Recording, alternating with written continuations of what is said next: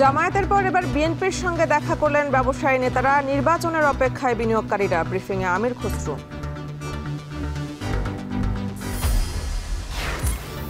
আওয়ামী লীগকে দল হিসেবে নিষিদ্ধ চান নাহিদ। ভুক্তভোগী অভিযোগ করলে দলটির বিচার সম্ভব বলছে প্রসিকিউশন।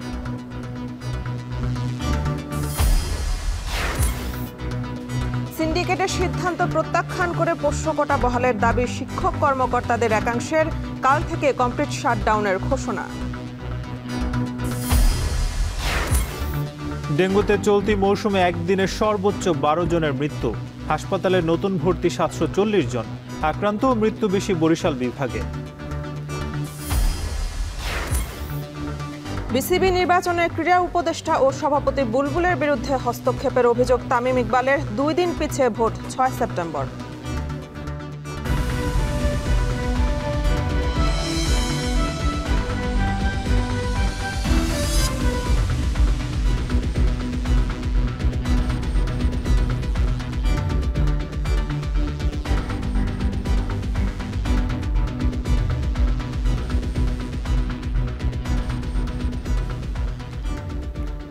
স্বাগত। এখন সন্ধ্যায় পুরো আয়োজন জুড়ে সঙ্গে আছি আমরা দুজন, আমি নাজমুস সাকিব এবং আমি মেহেরিন অ্যানি। জামায়াতের পর এবার বিএনপির সঙ্গে দেখা করলেন ব্যবসায়ী নেতারা। রোববার সন্ধ্যায় বিএনপি মহাসচিব মির্জা ফখরুল ইসলাম আলমগীর সহ দলটির নেতাদের সঙ্গে বৈঠক করেন তারা।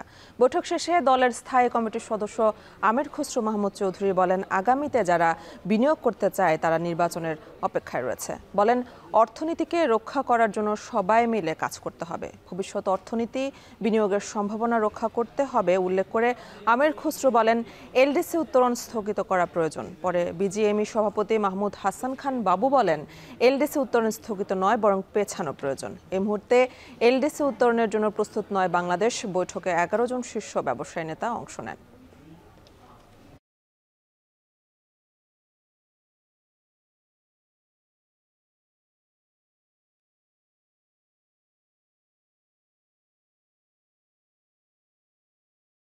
বিনিয়োগ, ব্যবসা বাণিজ্য যদি আমরা অব্যাহতভাবে এগিয়ে যেতে চাই, যে নতুন বাংলাদেশের স্বপ্ন আমরা দেখছি, তাহলে এই মুহূর্তে এলডিসি গ্র্যাজুয়েশনটা আমাদের স্থগিত রাখার জন্য সবার আমরা আলোচনা করেছি। এই মুহূর্তে স্থগিত রাখার প্রয়োজনীয়তা আছে। বিনিয়োগে বাধার কারণে গার্মেন্টস শিল্প ছাড়া অন্য কোনো খাতে মার্কিন শুল্ক ছাড়ের সুবিধা নেওয়া যায়নি বলে মন্তব্য করেছেন বাণিজ্য উপদেষ্টা শেখ বশিরউদ্দিন। পণ্যের বৈচিত্র্যকরণ কিংবা সংখ্যা না বাড়িয়ে সুনির্দিষ্ট পণ্যের সক্ষমতা বাড়ানোর তাগিদ দেন তিনি।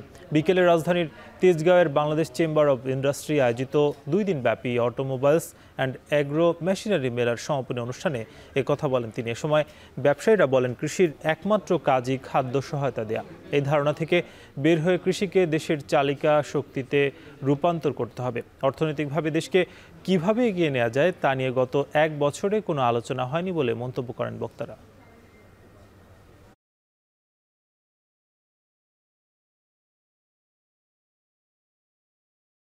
ব্যাংক সাধারণত তেলের মাথায় তেল দেয়। যিনি অনেক টাকার মালিক, অনেক সম্পদের মালিক, ভালো কোলাটেরাল দিতে পারবেন তাকে লোন দেওয়া হয়। এই যে ছোট ইন্ডাস্ট্রি আমরা করছি, এইগুলো বেশি দূর যেতে পারবে না যদি আমি অ্যাক্সেস টু দ্য ফাইন্যান্স আমার না হয়। অর্থাৎ ব্যাংকের যদি সাহায্য না থাকে তাহলে কিন্তু আমি বেশি দূর এগোতে পারবো না। এই যে duty free, quota free access আমরা পৃথিবীর প্রায় 90-95% অর্থনীতিতে পেয়েছি, একমাত্র গার্মেন্টস ছাড়া কোনো শিল্পে আমরা কাজে লাগাতে পারিনি। কারণ আমাদের এই anti manufacturing bias, anti export bias, আমাদের উৎপাদনশীল খাতে বিনিয়োগের ক্ষেত্রে প্রতিবন্ধকতা এবং এট দ্য সেম টাইম আমাদের উদ্যোগের অভাব। বাংলাদেশে জাতীয়তাবাদের মূলমন্ত্র 24-এর ছাত্র জনতার গণ অভ্যুত্থান ঘটেছে বলে মন্তব্য করেছেন বিএনপির স্থায়ী কমিটির সদস্য ডক্টর আব্দুল মঈন খান। আর 5 আগস্টের পর থেকে বিএনপির বিরুদ্ধে বেশি অপপ্রচার চলছে বলে অভিযোগ করছেন দলের সিনিয়র যুগ্ম মহাসচিব রুহুল কবির রিজভী। জাতীয় প্রেস ক্লাবে এক আলোচনায় অংশ নিয়ে তারা কথা বলেন। বিস্তারিত প্রতিবেদনে। আমি দেখেছি জাতীয় প্রেসক্লাবে ৭ নভেম্বর প্রজন্ম আয়োজিত আলোচনা সভায় অংশ নেন বিএনপির সিনিয়র নেতারা। বিএনপি নেতারা বলেন, গত ১৫ বছরে তাদের দল আন্দোলন সংগ্রামের মধ্য দিয়ে ফ্যাসিবাদ বিদায় করেছে, কিন্তু এখন বিএনপির বিরুদ্ধে অপপ্রচার চালানো হচ্ছে। যে কথা বললে হয়তো অত্যুক্তি হবে না, ছাত্র জনতার গণ অভ্যুত্থান ঘটেছে বাংলাদেশি জাতীয়তাবাদের মূলমন্ত্রে। সেই গণ অভ্যুত্থানে তারেক রহমান নেপথ্যের একজন কুশীলব হিসেবে তার ঐকান্তিক প্রচেষ্টায় বাংলাদেশে গণতন্ত্র পুনরুদ্ধারে অবদান রেখেছিলেন, যাতে করে বিগত ২০২৪-এর গণ অভ্যুত্থান ত্বরান্বিত হয়েছিল এবং স্বৈরাচারী আওয়ামী লীগ সরকারকে দেশ থেকে পালিয়ে যেতে বাধ্য করেছিল। বালু মহলের সাথে বিএনপির লোক জড়িত যদি থাকে, জামাতের লোকও জড়িত আছে, সেটাও গণমাধ্যমে আসছে। গণমাধ্যমে যে আসছে না তারা সেটাও আসছে, কিন্তু সেটা বেশি ফলাও করে প্রচার করছে না। সিলেটের পাথর উত্তোলনের সাথে জামাতের নেতার নাম পাওয়া যাচ্ছে, নারী ঘটিত বিভিন্ন ঘটনার সাথে নাম পাওয়া যাচ্ছে, কিন্তু সোশ্যাল মিডিয়ায় বিএনপি করছে কিন্তু বিএনপি তার বিরুদ্ধে কি ব্যবস্থা নিচ্ছে ওটা তো ফলো করে আপনারা বলছেন না। জাতীয় প্রেস ক্লাবে আরেক অনুষ্ঠানে বিএনপি চেয়ারপারসনের উপদেষ্টা জয়নুল আবদিন ফারুক বলেন, পিআর ইস্যুতে একটি পক্ষ আবারও ফ্যাসিবাদ কায়েম করতে চায়। এ পদ্ধতিতে নির্বাচন হলে মানুষ তা প্রত্যাখ্যান করবে বলেও মন্তব্য করেন তিনি। এসব পদ্ধতির কথা ভুলে গিয়ে আসন্ন না জনমত যাচাই করি, সেই জনমতের ভিত্তি করে পার্লামেন্ট নির্বাচনে সংখ্যাগরিষ্ঠতা যদি অর্জন করতে পারেন আমরা জিন্দাবাদ দিব, কিন্তু ষড়যন্ত্র করে বিএনপিকে কোন নির্বাচন থেকে পিছপা হওয়ার কোনো সময় এখন আমাদের আর নাই।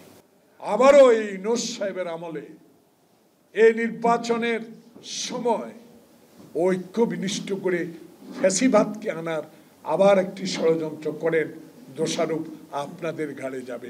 রাজনীতির এই সংকটময় সময়ে সবাইকে ঐক্যবদ্ধ থাকার আহ্বান জানান বিএনপি নেতারা। বিনিষ্ট করার একটা ষড়যন্ত্র আবার চলছে। আসিফ ইকবাল খান, এখন, ঢাকা। পিআর পদ্ধতি নিয়ে সমাধান দলগুলোকেই করতে হবে, এ নিয়ে অন্তর্বর্তী সরকারের কোনো অবস্থান নেই। সকালে কারওয়ান বাজার ডেইলি স্টার ভবনে সাম্প্রতিক এক জরিপের ফলাফল প্রকাশ অনুষ্ঠানে এমন মন্তব্য করেন প্রধান উপদেষ্টার প্রেস সচিব শফিকুল আলম। ফেব্রুয়ারিতে নির্বাচন হবে এবং তার পেছানোর সুযোগ নেই। বিস্তারিত প্রতিবেদনে। নির্বাচন ও পিআর পদ্ধতি নিয়ে আলোচনার টেবিল থেকে রাজনৈতিক দলগুলো এখন রাজপথে। যুগপৎ কর্মসূচি, সম্মেলন, সেমিনারে চলছে মত দ্বিমত প্রকাশ। কিন্তু এসব বিষয় নিয়ে সাধারণ মানুষ কি ভাবছে? বেসরকারি সংস্থা ইনোভেশন কনসাল্টিং ৮ বিভাগের ১১,০০০ মানুষের মধ্যে জরিপ চালায়। জনগণের নির্বাচন পালস শীর্ষক জরিপের ফলাফল রোববার ডেইলি স্টার ভবনে তুলে ধরা হয়। মানুষ যে নির্বাচনমুখী এটা এখনই দেখা যাচ্ছে। জরিপ বলছে উচ্চশিক্ষিত ব্যক্তিরা সংসদের উচ্চকক্ষে পিআর ব্যবস্থা সম্পর্কে বেশি সচেতন ও অপেক্ষাকৃত বেশি ইতিবাচক মনোভাব পোষণ করেন।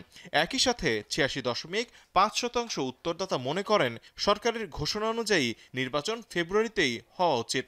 নির্বাচনে ভোট দিতে আগ্রহী ৯৪% উত্তরদাতা। অনেকগুলো কমপ্লেক্স সিদ্ধান্তর কথা বলা আছে। তবে নির্বাচনকালীন সংঘর্ষ বা সহিংসতা নিয়ে আশঙ্কায় আছেন প্রায় ৫৫% মানুষ। এদিকে অন্তর্বর্তীকালীন সরকারের কার্যক্রম নিয়ে ৭৮.৭% উত্তরদাতা ইতিবাচক মনোভাব প্রকাশ করেছে। আগামী নির্বাচন খুব পরিষ্কারভাবে বুঝাবে যে সভা সমাবেশ করে আসলে মানুষের ওপিনিয়ন সোয়ে করা যাবে না। সোশ্যাল মিডিয়া মানে নতুন যুগের এইভাবে হয়তো পলিটিশিয়ানরা অনেকেই এটা এখনো বুঝতে চাচ্ছেন না, বোঝেন না যে এটার তারা সোশ্যাল মিডিয়া কি করে, ফেসবুকে বসে সারাদিন কি করে, এটার গুরুত্ব অসীম। ১৪ মাস পরেও জনগণের মধ্যে অন্তর্বর্তী সরকারের কাজের গ্রহণযোগ্যতা আছে উল্লেখ করে প্রেস সেক্রেটারি বলেন, ফেব্রুয়ারিতে নির্বাচন পেছানোর কোনো সুযোগ নেই। এ সময় পিআর পদ্ধতির সমাধান রাজনৈতিক দলগুলোকেই করতে হবে বলে মন্তব্য করেন তিনি। এই বিষয়ে সরকার এখানে যাবে না, এটা পলিটিক্যাল পার্টিরা তারা ডিবেট করছেন, তারা তাদের ফিউচারটা ডিসাইড করছেন কিভাবে কোন পথে যাবে। এই পুরো বিষয়ে গভর্নমেন্ট কোনো নাই, এটা জনগণই ডিসাইড করবেন এবং পলিটিক্যাল পার্টিগুলোই তারা ডিসাইড করবেন কি হবে, আপার হাউস না কোন হাউস, এটা এর মধ্যে গভর্নমেন্টের মিনিমাম কোনো সংশ্লিষ্টতা নাই। জরিপে গেল 6 মাসে চাঁদাবাজি বেড়েছে বলে মত প্রায় 56%। একই সাথে বয়স্কদের তুলনায় পুলিশ ও প্রশাসনের প্রতি বেশি অনাস্থা প্রকাশ করেছে তরুণরা। এটা ওয়ান অফ দ্য মেজর কারণ হচ্ছে এই সিভিল ডিবেট। তৌহিদুল তারেক, এখন ঢাকা। জুলাই আগস্টে হত্যাকাণ্ডের অপরাধে শুধু শেখ হাসিনা নয়, পুরো আওয়ামী লীগকে দল হিসেবে বিচারের মুখোমুখি করার দাবি জানান জুলাই আন্দোলনের অন্যতম সংগঠক নাহিদ ইসলাম। সেই সঙ্গে আওয়ামী দোসরদেরও নিষিদ্ধ চান তিনি। ট্রাইব্যুনালে মানবতা বিরোধী অপরাধ মামলায় শেখ হাসিনা, আসাদুজ্জামান খান কামাল সহ 3 জনের বিরুদ্ধে দেয়া জবানবন্দির উপর দ্বিতীয় দিনের জেরা শেষে এসব জানান তিনি। বিস্তারিত রাব্বি হোসেনের প্রতিবেদনে। আন্তর্জাতিক অপরাধ ট্রাইব্যুনালের প্রসিকিউশন থেকে বলা হচ্ছিল জুলাই গণঅভ্যুত্থানের অন্যতম সংগঠক নাহিদ ইসলামই হবেন শেখ হাসিনার মামলার শেষ সাক্ষী, কিন্তু শেষ হয়েও হলো না শেষ। রোববার জানা যায় এই মামলায় আরও 2 জনের সাক্ষ্য নেবেন ট্রাইব্যুনাল। এদিন রাষ্ট্রনিযুক্ত শেখ হাসিনার আইনজীবীর জেরার মুখে নাহিদ ইসলাম বলেন, আন্দোলনের সময় ব্যক্তি নাহিদকে গুম ও নির্যাতনের জন্য ট্রাইব্যুনালে আসেননি, সমগ্র জাতির বিরুদ্ধে মানবতা বিরোধী অপরাধের বিচারের জন্য সাক্ষ্য দিতে এসেছেন তিনি। পরে সাংবাদিকদের প্রশ্নের জবাবে এনসিপির এই শীর্ষ নেতা বলেন, হত্যাকাণ্ডের পর শেখ হাসিনার সরকারের পতন ছিল বৈধ। ব্যক্তি শেখ হাসিনা নয়, রাজনৈতিক অপরাধের দায়ে আওয়ামী লীগের বিচারের দাবি জানিয়ে নাহিদ ইসলাম বলেন, সাময়িক কার্যক্রম নিষিদ্ধ করে আওয়ামী লীগকে ঠেকানো যাবে না, বিচারিক প্রক্রিয়ায় দলটিকে নিষিদ্ধ করতে হবে।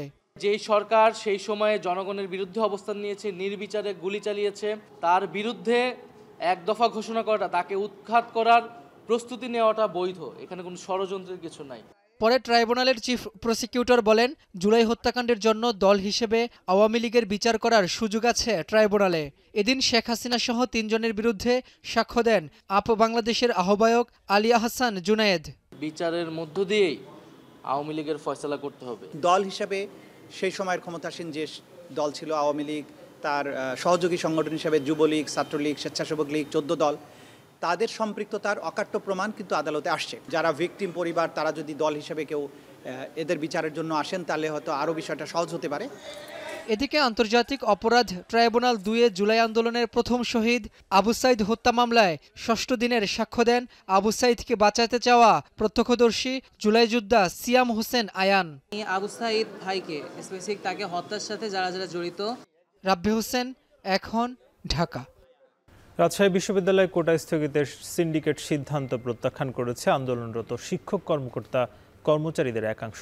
সিদ্ধান্ত প্রত্যাহার না হলে কাল থেকে কমপ্লিট শাটডাউনের ঘোষণা তাদের। এদিকে ক্যাম্পাস জুড়ে এমন অচল অবস্থায় ঝিমিয়ে পড়েছে প্রচারণা। দুই পক্ষের এমন পাল্টাপাল্টি অবস্থানকে রাকসু নির্বাচন বানচালের ষড়যন্ত্র হিসেবে দেখছেন প্রার্থী ও ভোটাররা। মারুফ হাসানের প্রতিবেদন, ছবি তুলেছেন রায়হানুল ইসলাম। রাকসু নির্বাচন ঘিরে উৎসবের আমেজে মাতোয়ারা ছিল যে ক্যাম্পাস, সেখানে এখন গুমোট পরিবেশ। পোষ্যকোটা পুনর্বহাল ইস্যুতে আন্দোলন, আমরণ অনশন কর্মসূচি এবং শিক্ষক লাঞ্ছিতের ঘটনায় মুখোমুখি অবস্থানে শিক্ষার্থী এবং শিক্ষক কর্মকর্তারা ও কর্মচারীরা। পোষ্যকোটা স্থগিত করা এবং শিক্ষকের ওপর হামলার প্রতিবাদ ও দায়ীদের শাস্তির দাবিতে রোববার পূর্ণ দিবস কর্মবিরতিতে ছিলেন শিক্ষক ও কর্মকর্তারা। হামলাকারীদের বিচার না হলে রাকসু নির্বাচন সহ বিশ্ববিদ্যালয়ের কার্যক্রম বন্ধের হুঁশিয়ারিও দেন তারা। এই আন্দোলনের মাধ্যমে শিক্ষকদের লাঞ্ছিত করা, অফিসারদের লাঞ্ছিত করা, এটা একটা আমার মনে হয় যে রাকসুকে নস্যাৎ করা একটা ষড়যন্ত্র। কাদের ইন্ধনে তারা এই কাজটা করছে আমরা জানি না, তবে এর সুষ্ঠু বিচার না হওয়া পর্যন্ত সমস্ত ক্লাস পরীক্ষা অনির্দিষ্ট কালের জন্য বন্ধ থাকবে। এদিকে বিকেলে সিন্ডিকেট সভায় সিদ্ধান্ত হয় পোষ্যকোটা স্থগিতই থাকবে। বিশ্ববিদ্যালয়ের রেজিস্ট্রার জানান, রাকসু নির্বাচন যথাসময়েই অনুষ্ঠিত হবে। সিন্ডিকেট সিদ্ধান্ত নিয়েছে আমরা আভ্যন্তরীণ যে তদন্ত কমিটি একটি হবে, আর আরেকটি বিচার বিভাগীয়, একদম নিরপেক্ষ তদন্তের স্বার্থে বিচার বিভাগীয় একটি তদন্তের জন্য সিন্ডিকেট এটা সুপারিশ করছে। প্রাতিষ্ঠানিক সুবিধার অংশ হিসাবে বিশ্ববিদ্যালয়ের স্টাফদের সন্তানদের ভর্তির যে বিষয়টা, এটা গতকাল রাতেই ভাইস চ্যান্সেলর স্যার বলে এটা স্থগিত করেছেন। এটা আপাতত স্থগিত, এটা আমরা এটা শুরু করছি না। তবে পোষ্যকোটা স্থগিতের সিদ্ধান্তকে প্রত্যাখ্যান করেছে আন্দোলনরত শিক্ষক কর্মকর্তা ও কর্মচারীদের একাংশ। সোমবার থেকে কমপ্লিট শাটডাউন কর্মসূচির ডাক তাদের। এই কথাগুলো আমরা যতক্ষণ না আমাদের দাবি এবং সাজা দৃশ্যমান না হচ্ছে ততদিন পর্যন্ত আমাদের কর্মসূচি। কালকে থেকে আপনাদের কমপ্লিট শাটডাউন? হ্যাঁ, কমপ্লিট শাটডাউন। তবে রাকসু নির্বাচন যথাসময়ে হবে বলে আশা প্রকাশ করেছেন রাকসু নির্বাচন কমিশনার। প্রথমেই আমরা বলবো, নির্বাচন কমিশনে নির্বাচন পেছানোর কোনো ধরনের সিদ্ধান্ত হয়নি। আমরা সর্বতোভাবে চেষ্টায় আছি, আমরা প্রস্তুত আছি যেন সকলকে নিয়ে রাকসুটা আগের যে শিডিউল মোতাবেক যে সময়সূচিটা দেওয়া হয়েছে সেটাতে থাকার। এর আগে শনিবার দিনভর দফায় দফায় বিক্ষোভ এবং আমরণ অনশনকারী 3 জন শিক্ষার্থী অসুস্থ হলে বিশ্ববিদ্যালয়ের মেডিকেলে নেওয়ার পর শিক্ষার্থীদের ক্ষোভ বাড়তে থাকে। শনিবার রাতে প্রশাসনের সঙ্গে শিক্ষার্থীদের আলোচনায় বসার পরও সমাধান না হওয়ায় উপাচার্যের বাসভবন ঘেরাও করে বিক্ষুব্ধরা। পরে রাতেই বিশ্ববিদ্যালয়ের ফেসবুক পেজে পোষ্যকোটা স্থগিতে সিদ্ধান্ত জানায় প্রশাসন। মারুফ হাসান, এখন, রাজশাহী।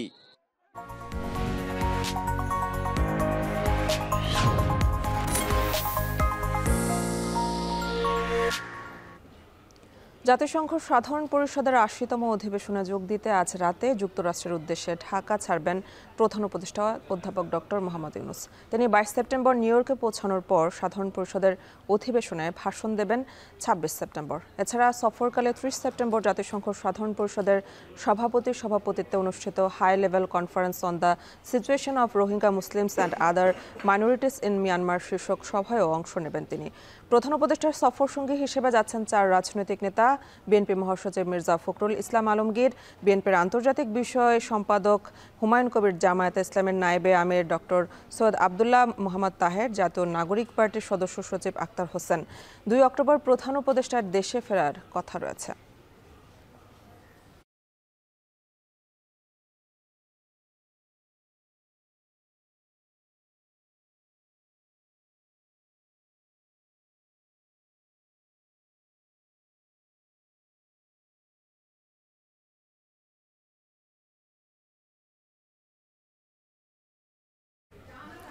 সম্প্রতি নিউ ইয়র্কে তথ্য উপদেষ্টা মাহফুজ আলমের সফরকে কেন্দ্র করে বাংলাদেশ কনসুলেটে হামলার দায়ে কয়েকজন আওয়ামী লীগ কর্মীকে আটক করেছে যুক্তরাষ্ট্র।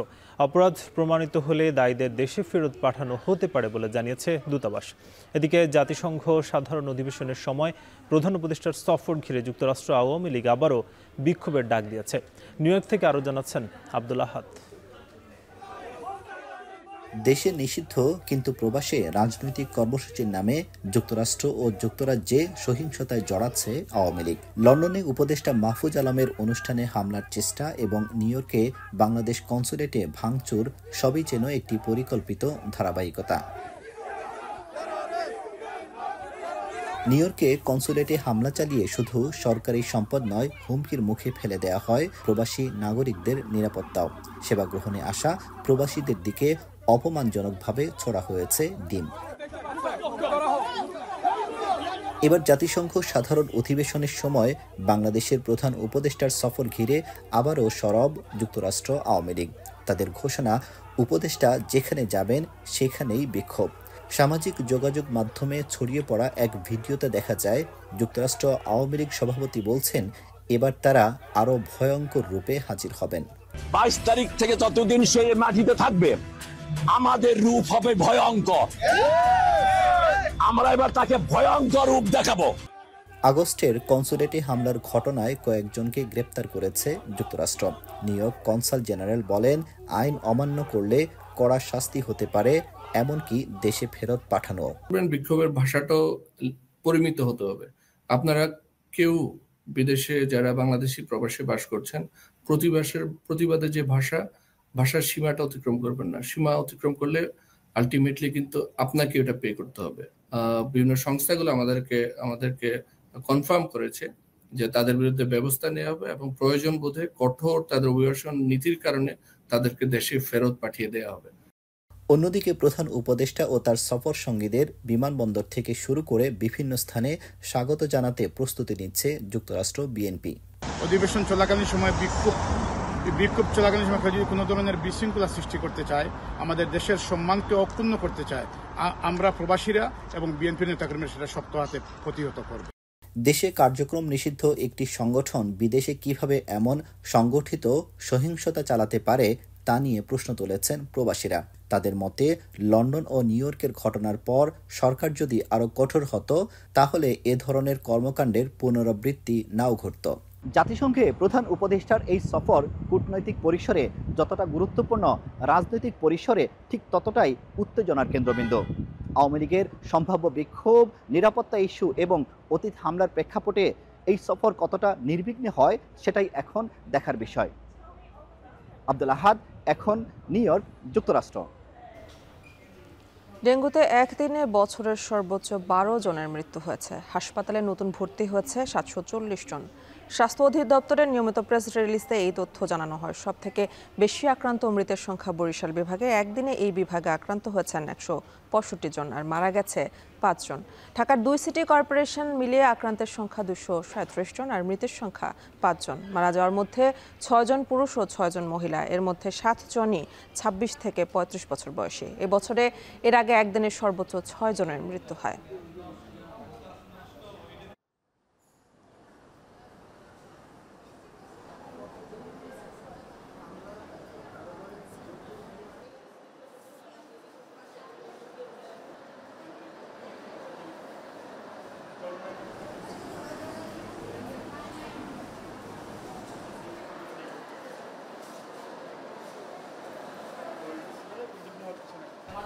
রাজধানী গুলশান ইস্টার্ন হাউজিংয়ে একটি ফ্ল্যাটের মালিক ব্রিটিশ এমপি টিউলিপ সিদ্দিক রাজুকের প্লট দুর্নীতি মামলার ৪র্থ দিনের সাক্ষ্য গ্রহণের শুনানিতে এমন নথিপত্র দাখিল করেন জব্দ তালিকার সাক্ষীরা। রোববার ঢাকার ৪র্থ বিশেষ জজ আদালত উপস্থিত হয়ে ইস্টার্ন হাউজিং লিমিটেডের ৩ কর্মকর্তা সাক্ষ্য দেন। এছাড়াও এদিন সাক্ষ্য দেন গৃহায়ন ও গণপূর্ত মন্ত্রণালয়ের প্রশাসনিক কর্মকর্তা আক্তার জাহান। এ নিয়ে ৩ মামলায় ১৫ জন সাক্ষ্য দিয়েছেন। পরবর্তী সাক্ষ্য গ্রহণের তারিখ ৬ অক্টোবর ধার্য করেছেন আদালত। এর আগে সাক্ষীরা আদালতকে জানান, ব্রিটিশ এমপি টিউলিপ সিদ্দিকের প্রভাবে নিয়ম বহির্ভূতভাবে পূর্বাচলে ৩০ কাঠা প্লট বরাদ্দ দিতে আদেশ দেন তৎকালীন প্রধানমন্ত্রী শেখ হাসিনা। পরে ২৩ জনের বিরুদ্ধে দুর্নীতির এসব মামলা করে দুদক।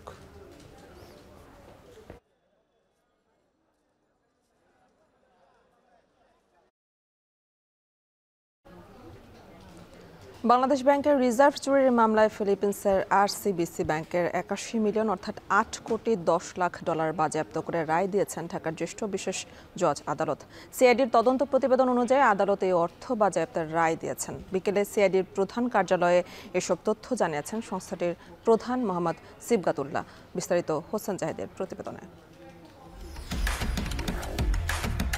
২০১৬ সালের ৪ ফেব্রুয়ারি কম্পিউটার হ্যাকিংয়ের মাধ্যমে বাংলাদেশ ব্যাংকের ১০ কোটি ১০ লাখ ১,৬২৩ ডলার চুরি হয়। এর মধ্যে ২ কোটি ডলার চলে যায় শ্রীলঙ্কা আর বাকি ৮ কোটি ১০ লাখ ডলার চলে যায় ফিলিপিন্সে। কেন্দ্রীয় ব্যাংকের রিজার্ভ চুরির এই ঘটনাকে সেই সময় উল্লেখ করা হয় বিশ্বের সবচেয়ে বড় চুরির একটি হিসেবে।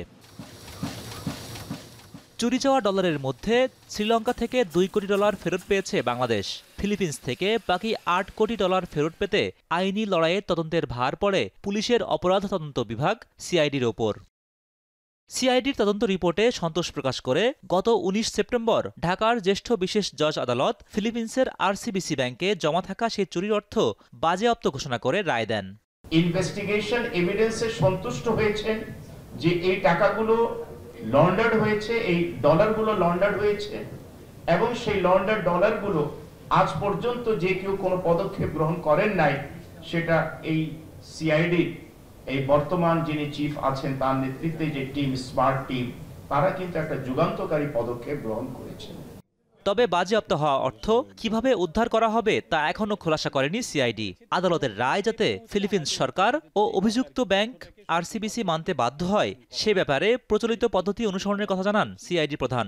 এটা যে প্রসিডিউরগুলো আছে আইনি, যে এগুলো আমরা যে কনসার্ন যারা আপনারা অর্ডারটা আপনাদেরকে দিয়েছি, দেখবেন সব জায়গায় কিন্তু এই কোর্ট অর্ডারটাকে ডিসেমিনেট করা হয়েছে, তাদের দেওয়া আছে। এটা একটু প্রসিডিউরাল কিছু ব্যাপার আছে, বাট আমরা মনে করি এটা সহসা এটা চলে আসবে আমাদের। রিজার্ভ চুরির ঘটনায় দেশি বিদেশি যারাই জড়িত তাদের কেউই রেহাই পাবে না বলেও সাবধান করেন তিনি। এর প্রক্রিয়ার সাথে দেশি বিদেশি যে চক্রে জড়িত থাকুক, হুএভার হি মে বি, আমরা তাদেরকে এই ইনভেস্টিগেশনের এর ভিতরে নিয়ে আসবো এবং ওনারা কেউই রেহাই পাবেন না। হোসেন জাহিদ, এখন ঢাকা।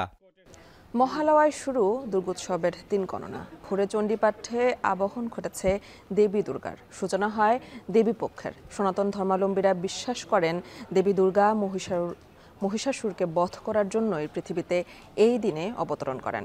মহালয়ার 7 দিন পর 28 সেপ্টেম্বর মহাষষ্ঠী। এ নিয়ে আরও জানাচ্ছেন তানজিলা খান মিম। ঢাকে পড়েছে কাঠি। আশ্বিনের হাওয়ায় হাওয়ায় বার্তা শারদীয়া দেবী দুর্গার আগমনের। অবসান হতে চলল সনাতন ধর্মাবলম্বীদের 1 বছরের অপেক্ষার।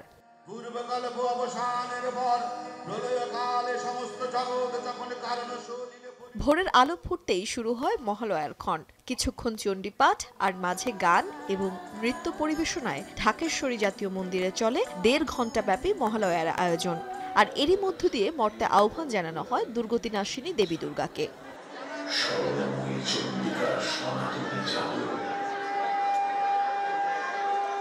শাস্ত্রমতে দেবী দুর্গা মহিষাসুর নিধনের দায়িত্বপ্রাপ্ত হন এই মহালয়া তিথিতে।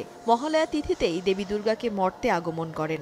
এই অর্থে মহালয়া তিথি পিতৃপক্ষ এবং দেবীপক্ষের সন্ধিক্ষণ। অমাবস্যার পরবর্তী তিথি প্রতিপদ থেকে শুরু হয় দেবী দুর্গার আরাধনা। বছর পেরিয়ে আবারও মায়ের আগমনের প্রার্থনা করেন ভক্তরাও। পূজার আমেজ একদম শুরু হয়, আর প্রতি বছর এর জন্য ওয়েট করা। দেবীর আগমন উপলক্ষে দেবীকে আমরা আজ থেকে বরণ করে নিলাম। সবাইকে শারদীয় দুর্গাপূজার অনেক শুভেচ্ছা। সবকিছু যেন সুষ্ঠুভাবে সুন্দরভাবে সম্পন্ন হয়, সবাই যেন সুখী থাকে। সবাই মিলে আমরা যেন খারাপটাকে ধ্বংস করে ভালো শক্তি, শুভ শক্তিকে জাগ্রত করতে পারি। মহালয়ার আয়োজন উপভোগ করতে এসে মুগ্ধতা প্রকাশ করেন প্রতিবেশী দেশগুলোর রাষ্ট্রদূতরা। পূজা উদযাপনের কোনো শঙ্কা নেই ও পূজা নির্বিঘ্ন করতে প্রশাসনের তৎপরতাকে সাধুবাদ জানিয়েছে বাংলাদেশ পূজা উদযাপন পরিষদ। We all know Durga Puja is very important festival for all of us, and I feel so blessed to come back to the premises of Dhakeshwari Temple, and every time I come here I feel so blessed and more enlightened. I feel that way all the time. In the company of Ma Durga and all the wisdom and strength and light that she brings, we were transported to all those sentiments and emotions where we seek peace, harmony, unity amongst all of us. And I'm really so honored to have this chance to come here. পুজো এবার বেড়েছে গতবারের চেয়ে। তার মানে উৎসবের আঙ্গিকটা প্রসারিত হয়েছে। কঠোর নিরাপত্তা ব্যবস্থা থাকবে, সরকার আমাদের নিশ্চিত করেছে। তারপর আমাদের নিজস্ব স্বেচ্ছাসেবক বাহিনী থাকবে, সেনাবাহিনী কঠোর অবস্থানে থাকবে। সকাল 9টায় হয় মহালয়ার ঘট স্থাপন ও বিশেষ পূজা। পুরাণ মতে মহালয়ার দিনে দেবী দুর্গা মহিষাসুর বধের দায়িত্ব পান। শিবের বর অনুযায়ী কোনো মানুষ বা দেবতা কখনো মহিষাসুরকে হত্যা করতে পারবে না। ফলে অসীম ক্ষমতাশালী মহিষাসুর দেবতাদের স্বর্গ থেকে বিতাড়িত করে এবং বিশ্বব্রহ্মাণ্ডের অধীশ্বর হতে চায়। তাই ব্রহ্মা, বিষ্ণু ও শিব ত্রয়ী সম্মিলিতভাবে মহামায়ার রূপে অমোঘ নারী শক্তি সৃষ্টি করেন এবং দেবতাদের 10টি অস্ত্রে সুসজ্জিত হয়ে সিংহ বাহিনী নিয়ে দেবী দুর্গা 9 দিন ব্যাপী যুদ্ধে মহিষাসুরকে পরাজিত করেন।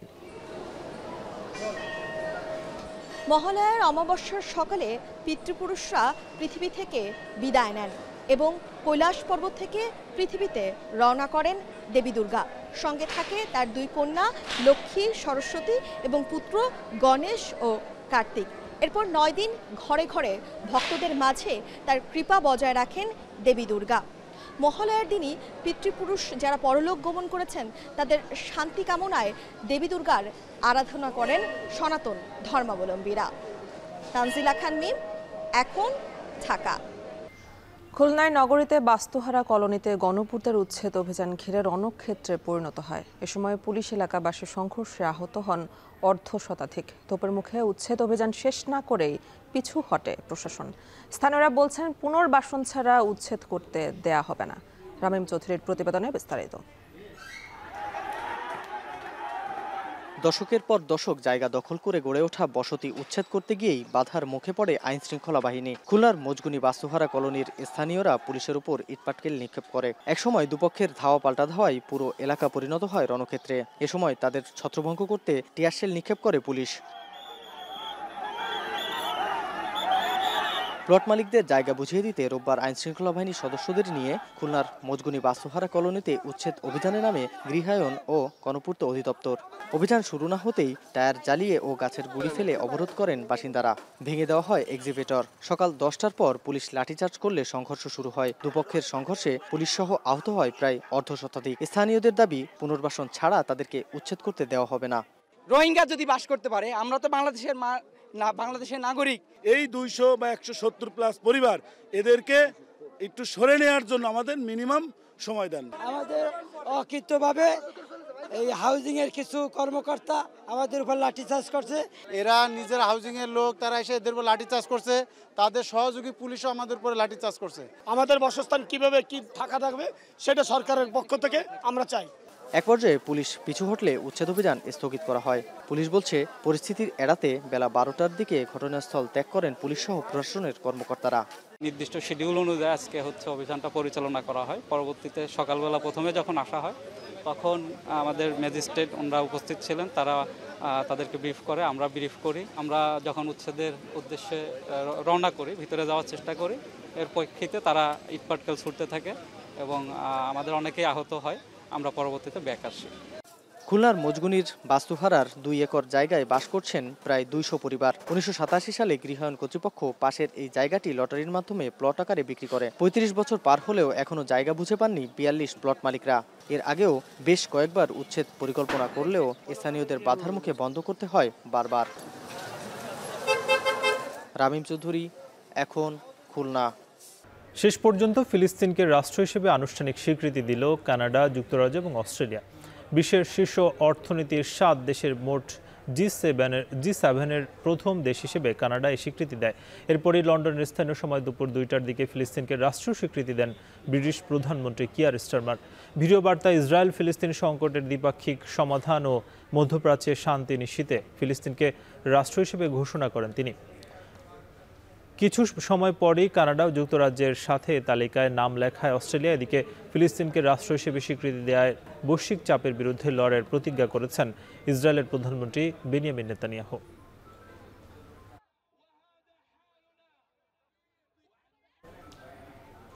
নেপাল ও বাংলাদেশের পর এবার জেনজিদের বিক্ষোভে উত্তাল দক্ষিণ এশিয়ার আরেক দেশ ফিলিপিন্স। বিক্ষোভকারীরা প্রেসিডেন্সিয়াল প্যালেসের দিকে এগিয়ে গেলে দফায় দফায় সংঘর্ষ বাধে পুলিশের সঙ্গে। এক পর্যায়ে যা সহিংস আন্দোলনের রূপ নেয়। জেনজিদের বিক্ষোভে উত্তাল পেরু ও নেদারল্যান্ডসও। জানারা ভুঁইয়ার প্রতিবেদনে বিস্তারিত। জাপানের জনপ্রিয় মাঙ্গা সিরিজ ওয়ান পিসের অনুকরণে এবার সহিংস বিক্ষোভে নেমেছেন ফিলিপিন্সের জেনজিরা। কালো টি শার্ট, মুখে মাস্ক ও পতাকা হাতে রোববার দেশটির প্রেসিডেন্সিয়াল প্যালেসের দিকে এগিয়ে যায় বিক্ষোভকারীরা। পুলিশের বাধাকে যেন থোড়াই কেয়ার করছেন তারা। ঠিক একই আদলে সম্প্রতি ইন্দোনেশিয়ার পার্লামেন্ট ভবনেও সহিংস বিক্ষোভ করে সেখানকার তরুণ প্রজন্ম।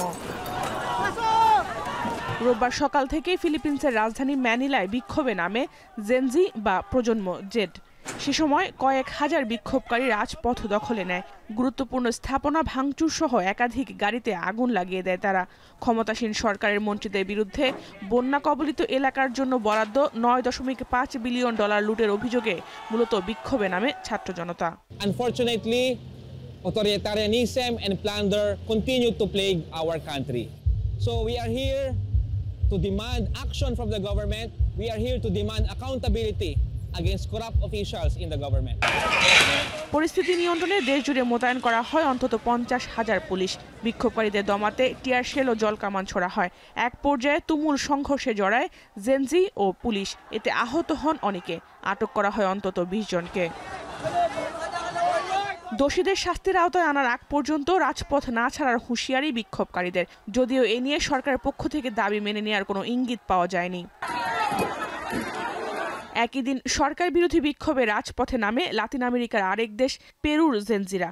পেনশন সংস্কার ইস্যুতে প্রশাসনের অনীহা ও দেশজুড়ে অপরাধমূলক কর্মকাণ্ডের প্রতিবাদে রাস্তায় নেমেছে তারা। প্রেসিডেন্ট দিনা বালুয়ার্তের শাসন ব্যবস্থার বিরুদ্ধে স্লোগান দিতেই পরিস্থিতি উত্তাল হয়ে ওঠে। পুলিশের সঙ্গে ঘটে ধাওয়া পাল্টা ধাওয়ার ঘটনা। জেনারেশন জেড মার্চ শীর্ষক এই প্রতিবাদ কর্মসূচি দমাতে কাঁদানে গ্যাস ও শিল ব্যবহার করেছে police. Por la inseguridad, delincuencia, sicariato, podemos ver por acá, por favor, una cantidad inmensa de policías, bastante policías acá solo únicamente para intimidar, para reprimir. বিক্ষোভে উত্তাল নেদারল্যান্ডসও। শনিবার হেগ শহরে অভিবাসন বিরোধী আন্দোলনে নামায় জেনজিদের সঙ্গে পুলিশের ব্যাপক সংঘর্ষ হয়েছে। নিয়ম ভঙ্গ ও পুলিশের উপর হামলার অভিযোগে আটক করা হয়েছে অন্তত 30 জনকে। পুলিশসহ আহত হন অনেকে। পুলিশের গাড়িতে আগুন ধরিয়ে দেয় বিক্ষুব্ধরা। এ ধরনের সহিংসতা মেনে নেওয়া হবে না বলে সতর্ক করেছেন দেশটির প্রধানমন্ত্রী ডিক স্কুফ। জাহানারা ভুঁইয়া, এখন বিশ্ব। বিসিবি নির্বাচনে ক্রীড়া উপদেষ্টা ও সভাপতি বুলবুলের বিরুদ্ধে হস্তক্ষেপের অভিযোগ তুলেছেন তামিম ইকবাল। 2 দফায় কাউন্সিলর মনোনয়ন ফরম জমা দেওয়ার সময় বাড়ানোকে উদ্দেশ্য প্রণোদিত বলছেন তিনি। এদিকে ক্রীড়া সংগঠকদের প্রতিবাদে নৈতিক সমর্থন জানিয়ে নির্বাচনে হস্তক্ষেপ হলে প্রতিহত করার হুঁশিয়ারি দেন বিএনপি নেতা ইশরাক হোসেন। বিস্তারিত আরিফুল সাহাবের প্রতিবেদনে। বিসিবির নির্বাচন হওয়ার কথা উৎসবমুখর, কিন্তু দৃশ্যপট যেন তার সম্পূর্ণ বিপরীত। উৎসবের পরিবর্তে যেখানে ঠাঁই নিয়েছে বিতর্ক। নির্বাচনের আগেই স্বেচ্ছাচারিতা ও ক্ষমতার অপব্যবহারের গুরুতর অভিযোগ তামিম ইকবাল, ইশরাক হোসেন সহ বেশ কয়েকজন ক্রীড়া সংগঠক ও কাউন্সিলরদের। আর অভিযোগের তীর খোদ ক্রীড়া উপদেষ্টা ও বিসিবি সভাপতির বিরুদ্ধে। আমি খুবই অবাক হয়েছি। আপনি স্পোর্টস অ্যাডভাইজার বলেন, ক্যাবিনেট সেক্রেটারি থেকে ওনার অফিস থেকে ডাইরেক্টলি চিঠি যাওয়া। আমি শিওর আমার যে অনেক বয়স্ক মানুষজন আপনারা এখানে আছেন, অনেক ইলেকশন দেখেছেন, এরকম ঘটনা কি কোনোদিন ঘটতে শুনেছেন? রিসেন্টলি একটা চিঠি পেয়েছেন না, যেখানে উনি নিজে সাইন করে পাঠায় বলছেন যে আগের যে কাউন্সিলরগুলো ছিল তাদেরকে বাদ দেওয়া হোক, অনলি অ্যাডপ কমিটির থেকে অ্যাপ্রুভ করা হোক, নতুন করে আমরা ফর্ম পাঠাচ্ছি। যে চিঠিতে উনি সাইন করেছেন, আগের সব চিঠিতে কিন্তু সিওর সাইন করা। কনস্টিটিউশন হিসাবে যতটুকু আমি জানি, যদি ভুলে থাকে প্লিজ আমাকে জানাবেন, কনস্টিটিউশন হিসাবে উনি ইলেকশন কমিশন গঠন হওয়ার পর থেকে উনি কোনো ধরনের কোনো চিঠিতে সাইন করতে পারবেন না। মূলত নির্বাচনকে কেন্দ্র করে 17 সেপ্টেম্বরের মধ্যে জেলা পর্যায় থেকে 53 জন সংগঠক কাউন্সিলর হওয়ার জন্য বিসিবিতে আবেদন জমা দেন। কিন্তু 18 সেপ্টেম্বর আগের আবেদন বাতিল করার আদেশ জারি করে চিঠি পাঠানো হয় বিসিবি থেকে, যেখানে বিসিবির সিওর পরিবর্তে স্বাক্ষর করেন খোদ বিসিবি সভাপতি। মূলত এরপর থেকে ক্রীড়া সংগঠকদের মধ্যে অসন্তোষের শুরু হয়। স্পষ্টভাবে জানানো হয় কাউন্সিলরশিপ নিয়ে ষড়যন্ত্র মেনে নেওয়া হবে না। It should be open for everyone. এদিকে প্রতিবাদ সংবাদ সম্মেলনে একাত্মতা প্রকাশ করেন ব্রাদার্স ইউনিয়ন ক্লাব থেকে কাউন্সিলর মনোনয়ন নেয়া বিএনপি নেতা ইশরাক হোসেনও। বিসিবি নির্বাচন ঘিরে ক্ষমতার অপব্যবহারের অভিযোগ তুলে তিনি বলেন, উদ্দেশ্য প্রণোদিতভাবে সরকারি চাপ প্রয়োগের চেষ্টা করা হলে রাজনৈতিকভাবে তা প্রতিহত করা হবে। এটা আমাদের স্পষ্ট বার্তা, কোনোভাবেই এই যে ডিসি সাহেবদের উপর চাপ প্রয়োগ করে যদি কাউন্সিলর পরিবর্তন করার যে প্রয়াস তারা নিয়েছে সেটিকে যদি তারা এগিয়ে নিয়ে যাওয়ার চেষ্টা করে, তাহলে আমরাও এখানে রাজনৈতিকভাবে সেটাকে মোকাবেলা করার জন্য যে কোনো সময় প্রস্তুত রয়েছে। এসবের মধ্যেই পেছালো বিসিবি নির্বাচনের দিনক্ষণ। দুদিন পিছিয়ে 6 অক্টোবর অনুষ্ঠিত হবে বহুল আলোচিত ক্রিকেট বোর্ডের পরিচালনা পরিষদের নির্বাচন। আরিফুল ইসলাম সাহাব, এখন, ঢাকা। শেষ করছি এখন সন্ধ্যা। তবে তার আগে শিরোনামগুলো আরো একবার। জামায়াতের পর এবার বিএনপির সঙ্গে দেখা করলেন ব্যবসায়ী নেতারা। নির্বাচনের অপেক্ষায় বিনিয়োগকারীরা, ব্রিফিংয়ে আমির খসরু।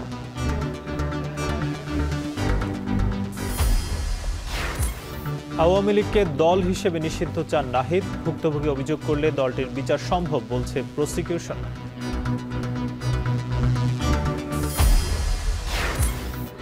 সিন্ডিকেটের সিদ্ধান্ত প্রত্যাখ্যান করে পোষ্য কোটা বহালের দাবি শিক্ষক কর্মকর্তাদের একাংশের।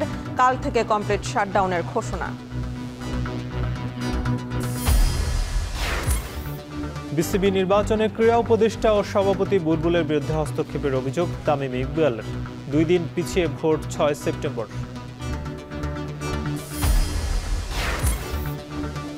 ফিলিস্তিনকে রাষ্ট্র হিসেবে আনুষ্ঠানিক স্বীকৃতি দিল যুক্তরাজ্য, কানাডা, অস্ট্রেলিয়া। 2 রাষ্ট্রভিত্তিক সমাধানে গতি বাড়ার আশা।